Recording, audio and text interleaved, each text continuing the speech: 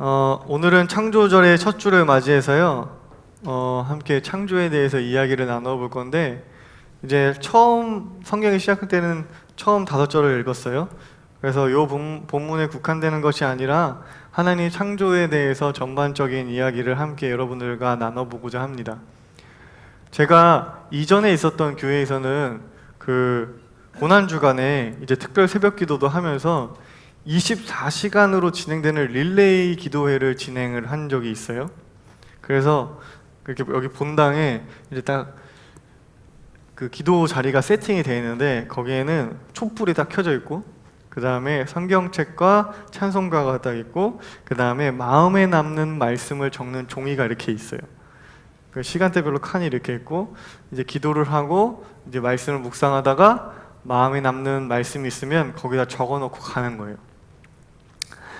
그래서 이제 제가 이제 기도 순서가 돼서 이제 딱 가서 기도를 드리기 전에 사람들이 마음에 남는 말씀을 적어놓은 거를 쭉 봤어요. 여러 말씀들이 적혀져 있었어요. 근데 그 중에서 눈에 확 띄는 말씀이 있었어. 한 청년이 적어놓은 말씀인데, 그 청년이 어떤 청년이면, 내가 억지로 너 릴레이 기도 꼭 해, 너 무조건 한 타임 해, 억지로 시켜놓은 청년이었어. 그 청년이 적어놓은 말씀이 눈에 확 들어오더라고. 뭘 적어놨는 줄 알아요? 태초에 하나님이 천지를 창조하시니라. 나중에 내가 보고 어이가 없었어. 그래서 아니야, 뭐 이게 크게 울림이 있었을 수도 있지 라고 생각하고 나중에 물어봤어요. 너 그거 창세기 1장 1절 왜 적었어? 그랬더니 그냥 아니나 다를까 성경책을 폈는데 그냥 맨 앞에 있길래 적었대요. 그래서 스트레스를 좀 받았는데, 그래요. 66권의 두꺼운 성경책이 태초에 하나님이 천지를 창조하시니라 라고 시작을 합니다.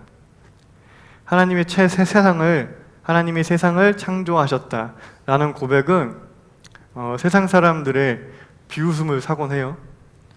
예전엔 안 그랬는데 요즘엔 비웃음을 사곤 합니다. 이제 제가 가르치던 중학생 애가 있었는데, 걔가 진짜 엄청 똑똑해. 걔가 엄청 책을 많이 읽는 친구였어요. 특히 무슨 책을 읽냐면 과학, 물리, 뭐 이런 지구과학, 우주과학 뭐 이런 책들을 그냥 초등학교 1, 2학년 때부터 그냥 엄청나게 읽었어. 그냥 한글을 알았을 때부터 그런 책들을 엄청나게 읽은 친구였어요. 그 얘가 3학년 때인가?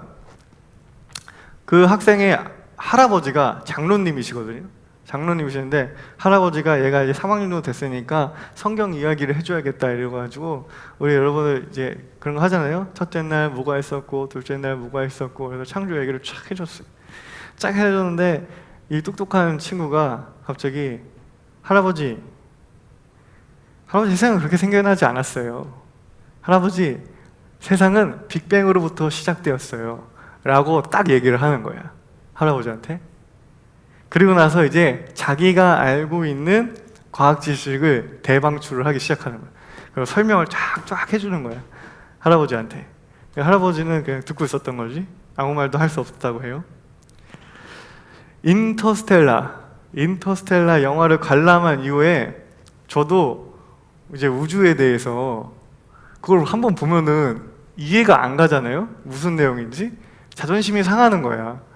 그러니까 좀 알아야겠다라는 마음에 나도 좀 우주에 대해서 공부를 하고 싶다는 생각이 들었고, 이제 두꺼운 전문 서적은 아니지만, 뭐 여러분 다 알고 있는 코스모스라는 책 있죠?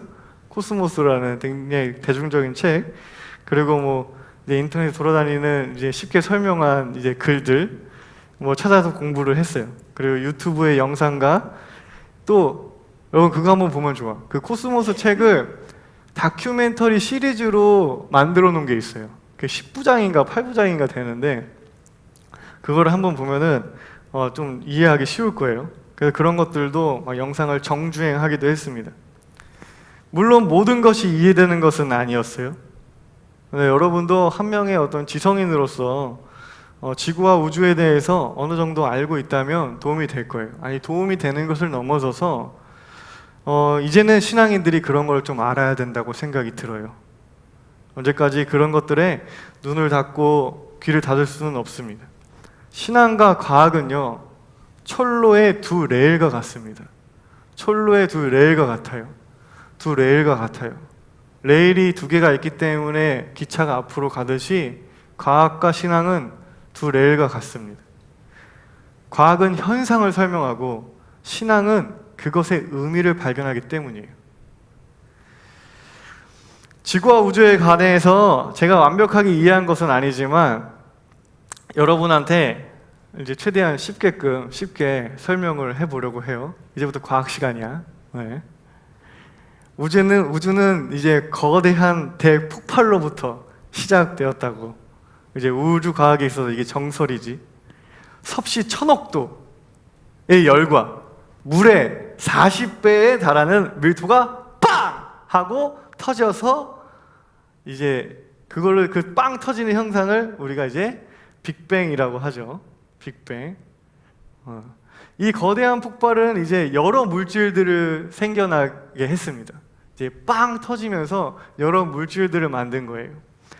모든 물질은 여러분들 아시다시피 중력을 갖죠.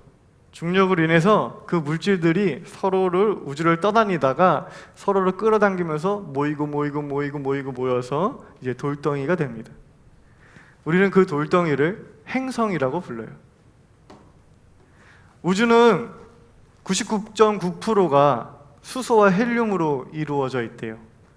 태양과 같이 빛을 내는 별들은 모두 수소와 헬륨으로 이루어져 있습니다. 그지 창민아? 네. 창민이가 아주 즐겁게 듣고 있어요. 우리 창민이 과학을 되게 좋아하거든. 내가 말하고 나중에 틀린 거 있으면 알려줘요. 네. 이 두 원소가 수소와 헬륨이라는 두 원소가 핵융합을 하면서 엄청난 열 에너지와 이제 빛 에너지를 발산하는 것입니다. 태양과 같은 별들은 시간이 지나면 나이가 들어서 죽어요. 태양과 같은 별들이 시간이 지나면 나이가 들어서 죽어. 근데 죽을 때 어떻게 죽냐면 빵 하고 터지면서 죽어요. 우리는 그거를 초신성이라고 해요. 수소와 헬륨 덩어리였던 별은 빵하고 터지면서 다른 물질들로 변합니다. 탄소, 산소, 우라늄, 철, 금, 은, 이산화탄소, 염화, 나트륨 등등 우리가 과학 시간에 배우는 120개의 원소들로 변해요. 태양 같은 게 빵 터지면서. 그리고 그것들이 모여서 아까 말했듯이 행성을 이루는 거예요. 지구도 그렇게 별들의 잔해로 이루어진 것입니다. 우주에는 여러 별들과 행성이 존재해요. 하지만 인류는 아직까지 생명이 살고 있는 행성을 지구 이외에는 발견하지 못했어. 우주는 진짜 어마어마하게 커. 우리가 확인할 수 있는 것은 고작 태양 주위를 돌고 있는 몇 개의 행성밖에 되지 않습니다. 태양과 같은 것들, 우리가 바라보고 있는 태양과 같은 것들이 10억 개 이상이 모여 있는 곳을 바로 은하라고 해요. 태양 같은 게 10억 개가 모여 있는 것을 은하라고 해요. 그리고 우리가 위치한 그 은하를, 우리가 있는 이 태양계가 있는 은하를 우리는 우리은하라고 하죠. 또 이러한 은하가 태양 같은 게 10억 개가 있는 걸 은하라고 하고 그 은하가 수천 개가 모여 있는 거를 은하단이라고 해요. 은하단. 그리고 또 그 은하단들이 또 엄청나게 모여 있는 거를 초은하단이라고 해요. 그게 우주에 있어. 상상해봐요. 진짜 어마어마하게 크죠, 우주는? 이 어마어마한 우주 안에 지구가 있는 거예요. 그러면은 이 어마어마한 우주 안에 지구는 또 어떻게 생겨났을까? 세상은 그거를 우연이라고 말하고 우리는 그거를 섭리라고 얘기합니다. 생명이 살기 위한 별이 되기 위해서는 굉장히 까다로운 과정들을 거쳐야 돼요. 여러분들, 자, 막 지금 얘기하니까 막 옛날에 지구과학 막 배우던 거 막 새록새록 떠오르지? 굉장히 까다로운 과정을 거쳐야 해요. 첫 번째는 뭐가 중요해? 지구의 포지션이 중요해요. 위치가 중요해요. 돌덩이가 태양 가까이, 너무 가까이 있으면 그 행성이 어때요? 뜨거워. 그 생명이 살 수가 없어. 태양 너무 멀리 있어. 그러면 이 행성이 어때요? 너무 추워요. 생명이 살 수가 없어요. 그러니까 안성맞춤의 위치가 딱 필요한 거예요. 뜨겁지도 않고 춥지도 않은 태양과 적당한 거리에 떨어져 있는 딱 위치가 필요한 거예요. 그런데 이 지구가 그걸 해내. 적당한 위치에 딱 위치하게 됩니다. 근데 마지막 끝나지 않았어요. 여기서 더 어려운 작업이 있습니다. 뭐냐면 이 행성의 크기가 되게 중요해요. 크기가. 행성이 너무 크면 중력이 너무 세서 생명이 살 수가 없대요. 또 너무 작아. 그러면은 중력이 너무 작아서 물들이 그냥 다 하늘로 증발해 버려요. 그래서 생명이 살 수가 없는 거예요. 지구는 이 어려운 걸 또 해내죠. 적당한 크기로 형성이 되었습니다. 근데 여기서 끝이 아니에요. 여기까지만 알았어요, 저도. 근데 여기서 끝이 아니더라고. 좋은 위치에 좋은 크기로 형성되었는데 이 돌덩이가, 지구는 어떻게 해요? 자전을 하지. 지구는 돌아요. 자전을 하면서 이제 태양 주위를 공전을 하죠. 자전을 하는데 이 자전의 속도가 휙휙휙 너무 막 지 맘대로 막 빨리 돌면은 이 안에 있는 지구는 어떨까? 맨날 태풍이 일어나고 막 해일이 일어나고 막 그런 맨날 태풍이 일어나고 맨날 해일이 일어나는 그곳에서 생명이 살 수 있을까요? 못 살아요. 그러면은 지구가 막 지 맘대로 막 빨리 돌기도 하고 늦게 돌기도 하고 막 지 맘대로 도는데 얘를 규칙적으로 탁 돌게끔 잡아주는 무언가의 힘이 필요해. 그게 뭘까? 그게 뭐야? 달이에요. 달이 있기 때문에 지구는 달의 중력으로 인해서 이 불규칙한 이 자전이 균형을 잡고 어느 정도의 속도로 일관되게 돌기 시작한 거예요. 근데 요 달이 생겨난 것도 굉장히 아주 신비로워요. 지금 이제 권위 있는 학설은 지구 충돌설이에요. 지구가 가다가 다른 돌멩이랑 꽝 부딪히는 거예요. 그래서 꽝 부딪혔는데 이 파편들이 막 사방을 튈 거 아니에요. 근데 지구에는 중력이 있으니까 이 파편들이 멀리 날아가지는 못하고 날아가다가 이 지구에 중력이 잡히는 게 되는 거예요. 그 안에서 또 돌들이 뭉쳐서 이제 돌덩이가 되는데 그게 달이라는 거예요. 이 달이 생겨나니까 지구의 자전이 막 지 맘대로 돌다가 어느 정도 안정을 찾은 거예요. 근데 또 중요한 게 있어요. 달의 위치래요. 달의 위치. 달이 너무 가까이 있으면 지금 밀물이 있고 썰물이 있는 이유가 뭐예요? 달의 중력 때문이잖아요. 근데 달이 너무 가까이 있으면 이 조석간만의 차가 서울에 있는 북한산 하나를 다 덮을 정도래요. 달이 너무 가까이 있으면. 물이 빠졌을 때는 쫙 빠졌다가 물이 다시 들어오면 막 산 하나를 다 덮는 거예요. 그러니까 달의 적당한 거리도 되게 중요한 거예요. 이렇게 해서 지금 우리가 살고 있는 지구가 생겨났대요.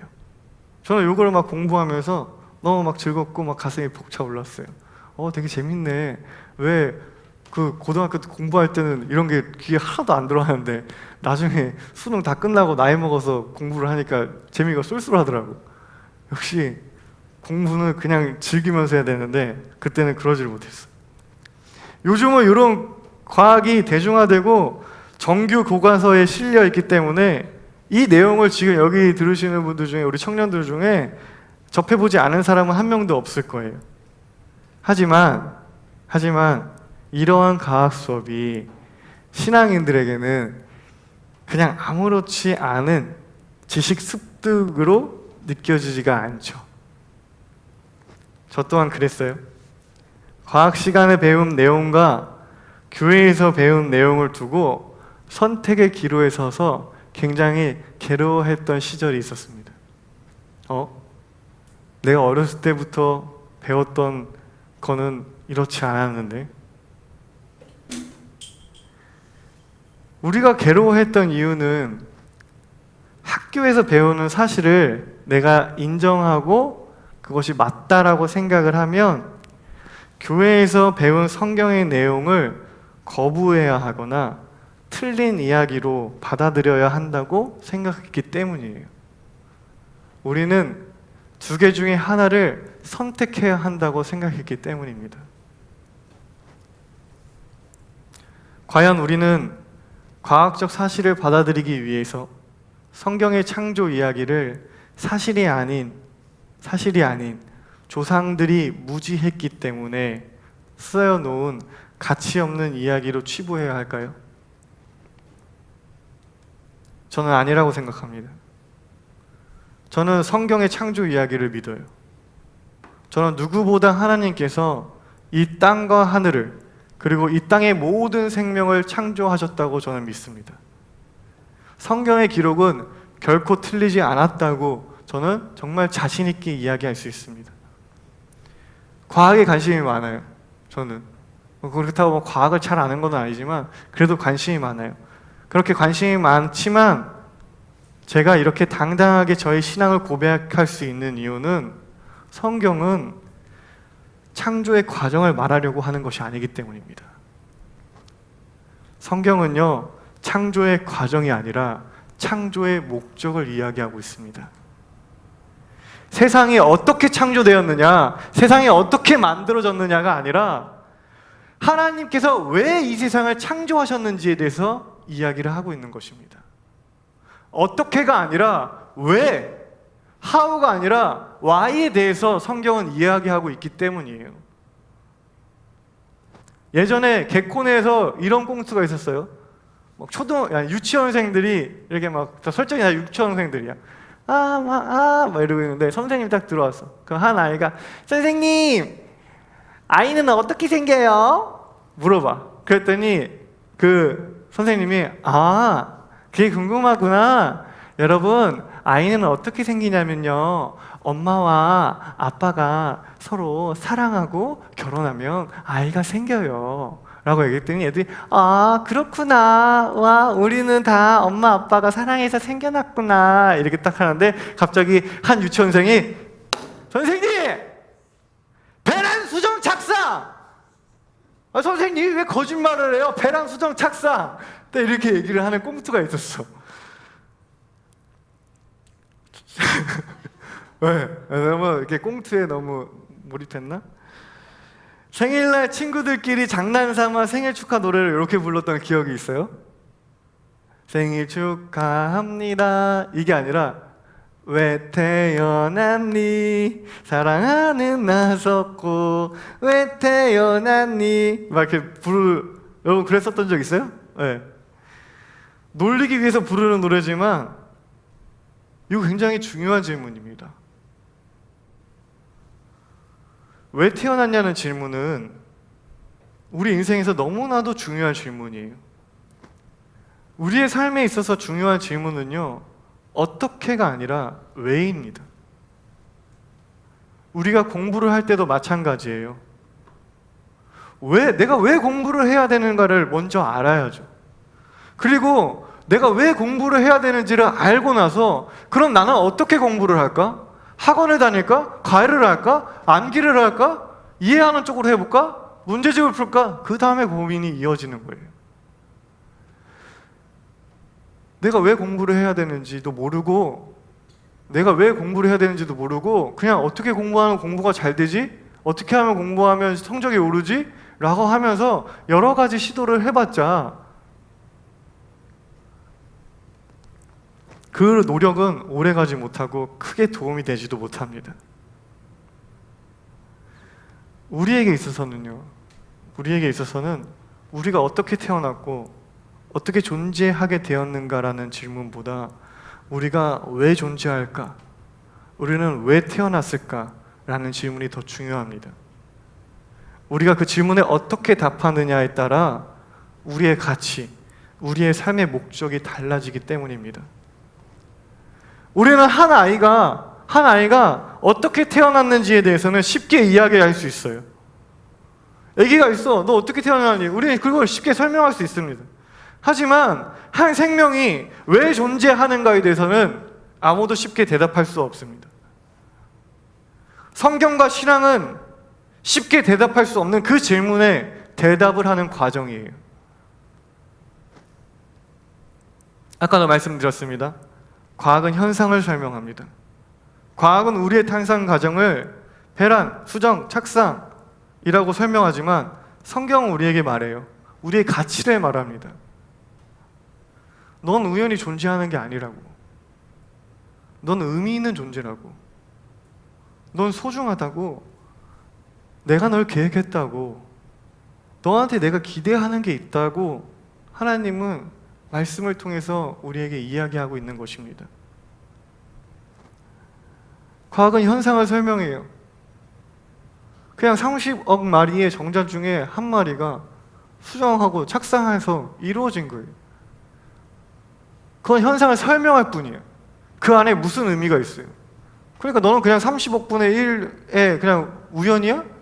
그냥 그렇게 우연찮게 존재한 거야? 경쟁에서 승리해서 존재한 거야? 그건 현상을 설명할 뿐 우리의 존재에 대해서 아무런 의미도 해석도 해주지 못합니다. 우리는 그저 우주의 수많은 별들 중에 하나이기 때문에 그 넓고 넓은 그 큰 우주에 너무나 먼지 같은 작은 존재이기 때문에 우리는 있어도 그만 없어도 그만의 행성일까요? 나라는 존재는 생명의 종족 번식 본능에 기이한 그 결과물에 불과할 뿐일까요? 그게 우리 존재를 설명하는 전부일까요? 천지를 만드신 하나님, 하나님이 천지를 만드셨습니다. 하나님이 이 세상을 창조하셨습니다라는 고백은 하나님이 어떻게 세상을 만들었다는 역사적 과학적 사실이 아니라 천지에는 하나님의 목적과 의도가 있다는 우리들의 신앙 고백인 것이에요. 우리는 성경을 통해 하나님의 의도와 목적을 보아야 합니다. 만약 그것을 보지 못하고 그저 쓰여있는 글자 그대로를 암기하는 것에 그친다면 우리는 성경을 올바르게 보지 못하는 것이에요. 성경을 통해 드러나고 있는 하나님의 창조 목적은 무엇인가요? 목적을 이루시기 위해 창조 행위를 하시는 하나님의 방법은 어떤가요? 창조 이후에 하나님은 인간에게 무엇을 기대하고 있나요? 때때로 그 기대에서 벗어난 인간을 하나님은 어떻게 대해주고 있나요? 하나님은 우리가 무엇을 바라보기를 원하시나요? 이 모든 것들을 설명하게 되면 하나님이 이 땅을 왜 창조하셨고 하나님이 우리를 왜 창조하셨는지에 대해서 대답할 수 있게 되는 것입니다. 하나님의 창조 목적에 대해서 다양하게 대답할 수 있어요. 저는 근데 오늘 이렇게 이야기하고 싶어요. 하나님의 창조 목적은 사랑하기 위해서라고 말하고 싶습니다. 사랑하기 위해서. 아담과 하와가 선악과를 먹고 하나님의 뜻을 벗어났어요. 하나님이 세상을 아름답게 창조하고 사람도 창조했는데 그 아담과 하와가 하나님의 창조 목적과 창조 의도와는 벗어나게 선악과를 먹었어요.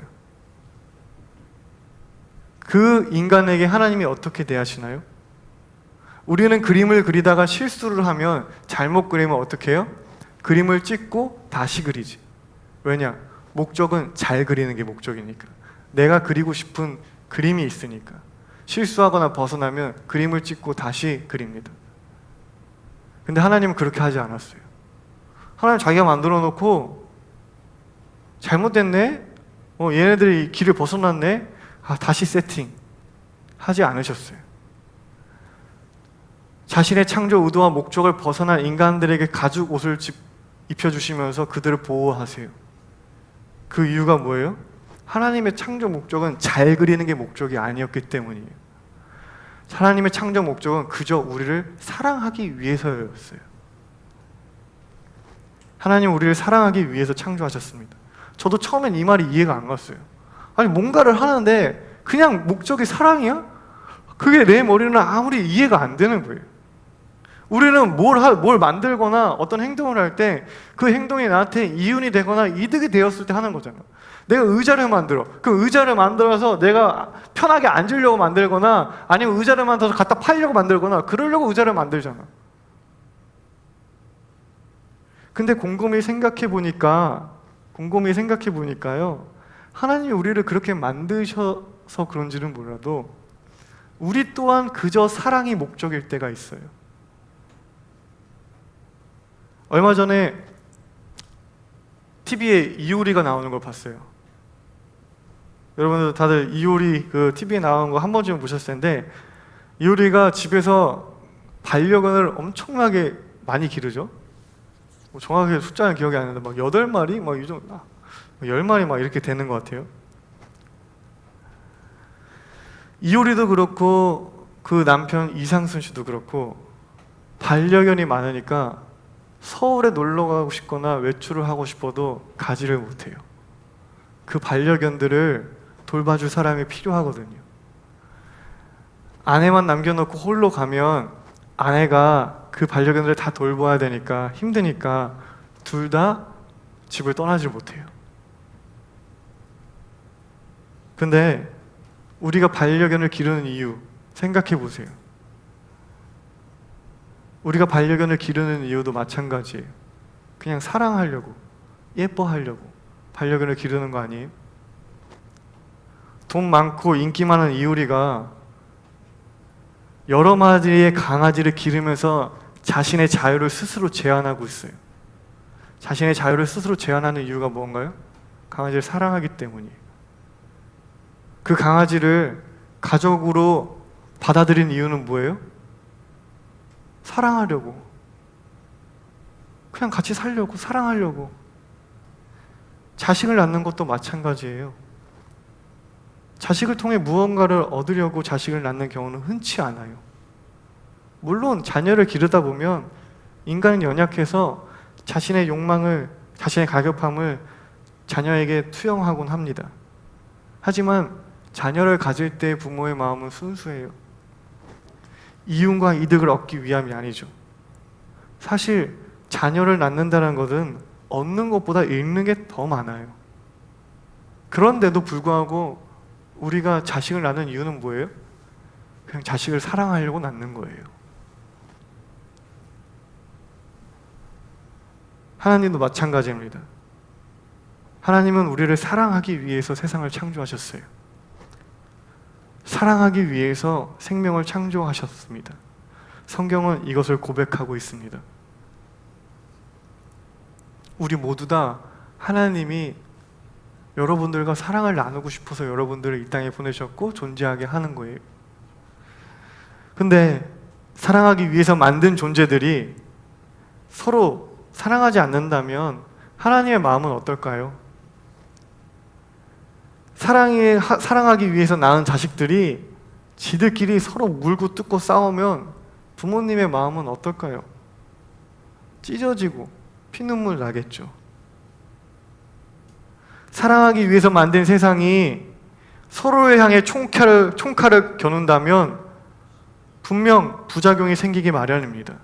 왜냐? 이 세상은 싸우라고 만든 세상이 아니기 때문이에요. 싸우라고 만든 세상이 아니니까 당연히 치고받고 싸우면 세상은 삐그덕거릴 수밖에 없습니다.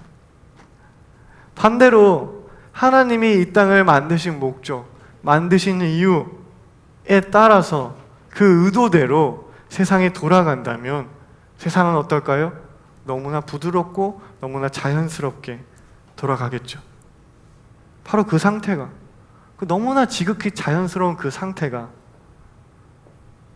바로 하나님이 창조 이후에 보시기에 좋다고 말씀하신 그 상태인 것입니다. 오늘은 본문에 국한되지 않고 좀 더 방대하게 자유로운 이야기를 나누었습니다. 하지만 오늘 나눈 말씀을 통해서 여러분이 앞으로의 신앙이 조금 더 성장하길 간절히 소망합니다. 오늘 본문을, 아니요, 이 성경 전체를 더욱 바로 볼 수 있게 되는 여러분이 되길 간절히 소망합니다. 하나님이 왜 우리를 창조하셨는지를 깨달음으로써 여러분들 각자가 자신의 존재 의미를 발견하는, 여러분들의 그 고귀한 가치를 발견하는, 그래서 나는 소중한 사람이구나라고 하는 것을 발견하는 여러분들이 되었으면 좋겠습니다. 우리는 모두 소중하고 가치 있는 존재들이며 우리를 통해 계획하신 것이 있다는 사실을 여러분들이 깨닫길 간절히 소망합니다. 다 함께 기도하시겠습니다.